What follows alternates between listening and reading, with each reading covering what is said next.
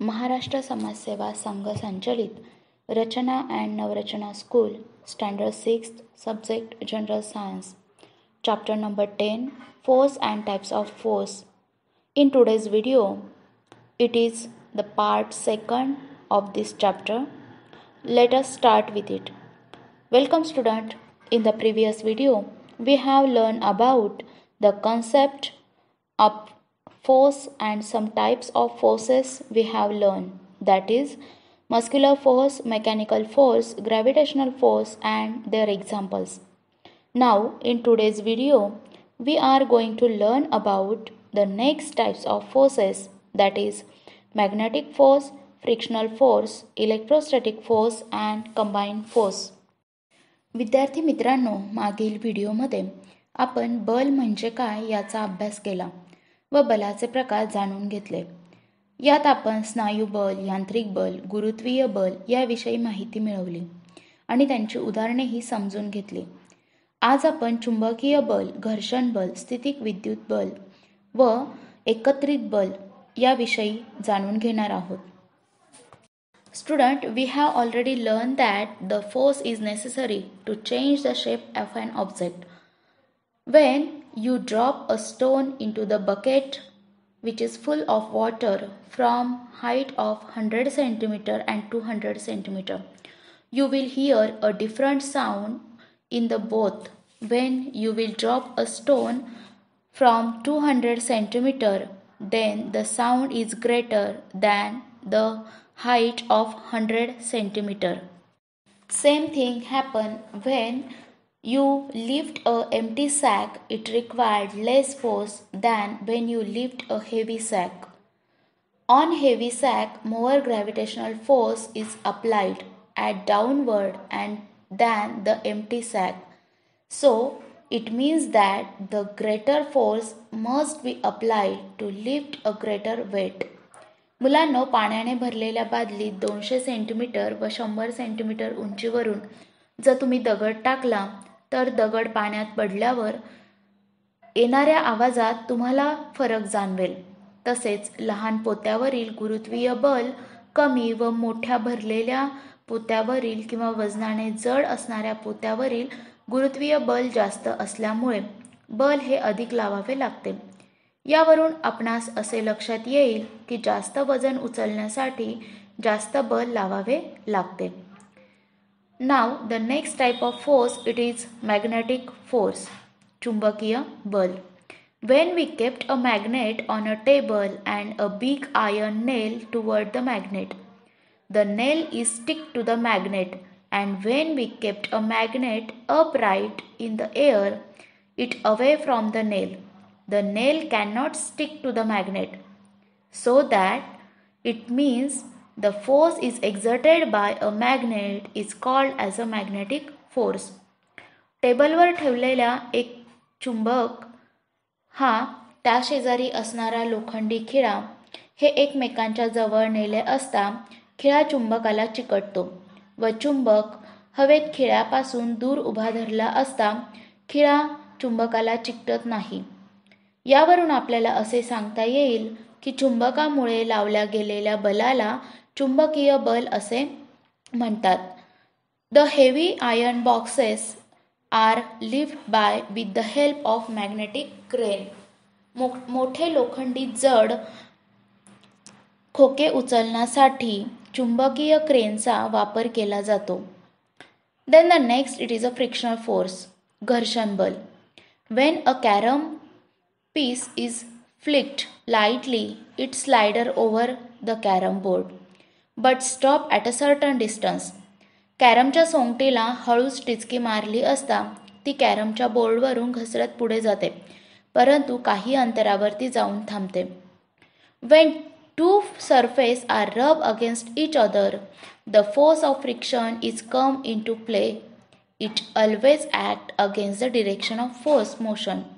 दोन पृष्ठभाग एकमेकांवरून सहज घासता येतात, त्यामुळे घर्षण बल कार्य करू लागते.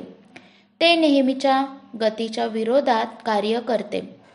The smooth surface can be easily rubbed against each other because the force of friction between them is less.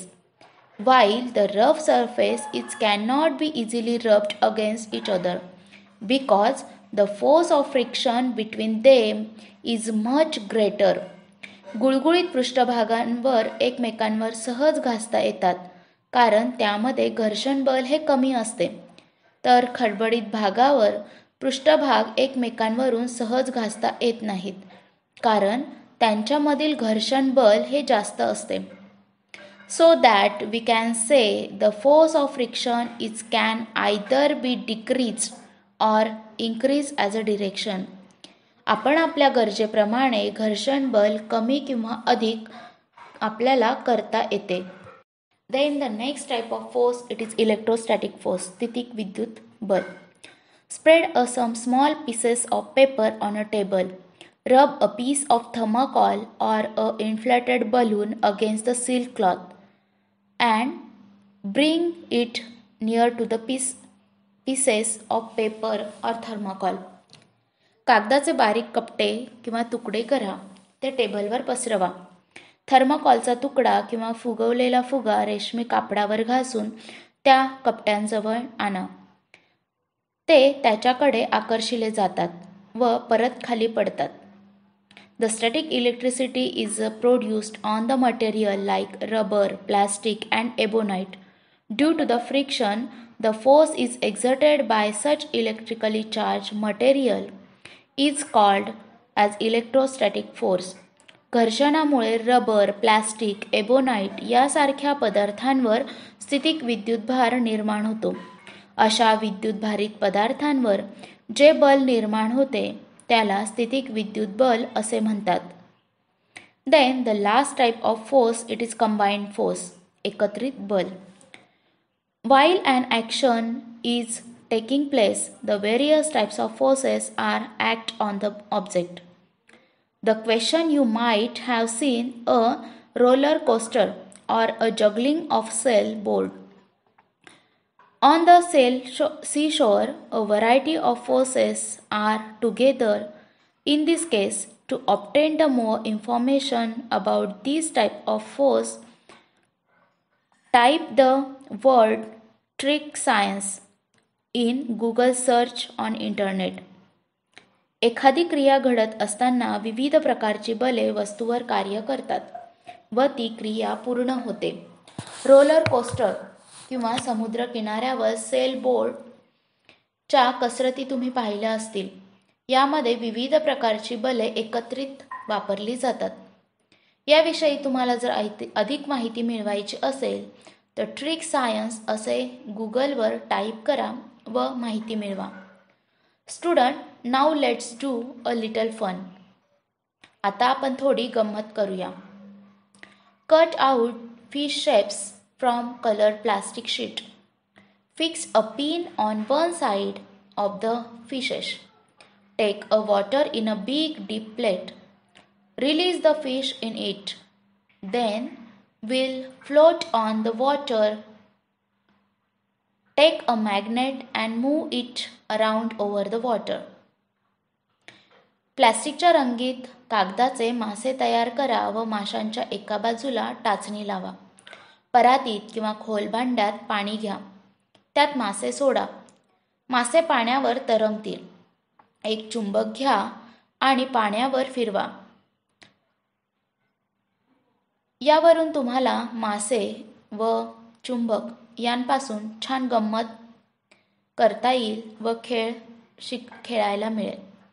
Can you make other game like this? अशी विविध खेळणी तुम्हाला अजून तयार करता येतील का? What make such a game possible? असे तुम्हाला कशामुळे शक्य होईल? Of course, it is possible due to the magnet. तुम्हाला हे लोहचुंबकामुळे करता येईल. Student, this is all about our chapter Force and Types of Force. Let's revise this with what we have learned. Student, the force is required to bring about any action.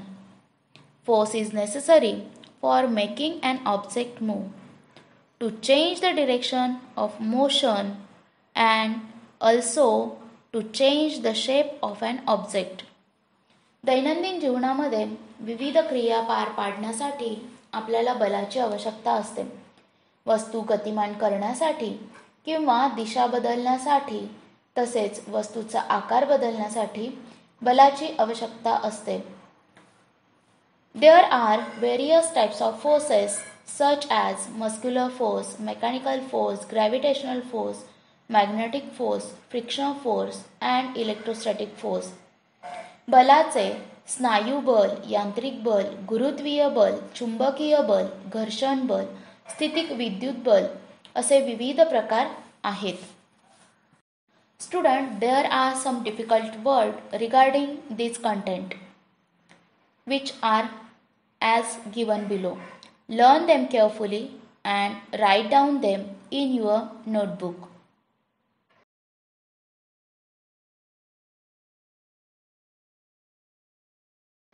Assignment: answer the following question and write down their answer in your notebook.